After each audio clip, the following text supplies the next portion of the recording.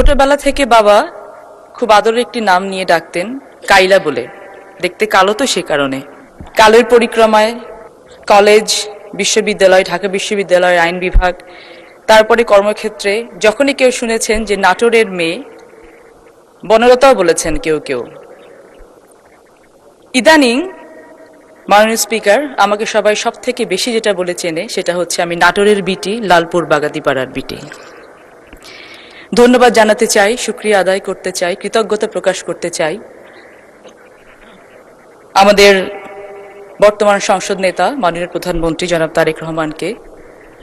তার কারণে আজকে আমি এখানে এসে দাঁড়াতে পেরেছি। মহান রাব্বুল আলামিনের দরবারে হাজার শুকরিয়া। ফারজানা শারমিন নামের পেছনে এমপি উচ্চারিত হয় ইদানিং। মাঝে মাঝে আমাদের সংসদের তাপমাত্রা 25 ডিগ্রি এমনি এসি চলে, তারও একটি বেশি উত্তপ্ত হয়ে যায় আমাদের মাননীয় বিরোধী দলের সংসদ সদস্যদের কারণে।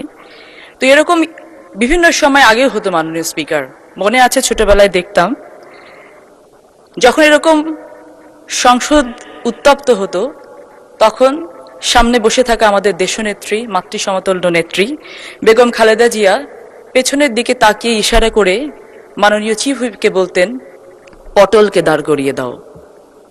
মাননীয় স্পিকার, আমি আজকে গর্ববোধ করি আমি আজকে সংসদে দাঁড়িয়ে আছি, সেই সংসদে যেই সংসদে আমার পিতা মরহুম ফজলুর রহমান পটল একটি সময় দাঁড়িয়ে দেশকে রিপ্রেজেন্ট করেছেন।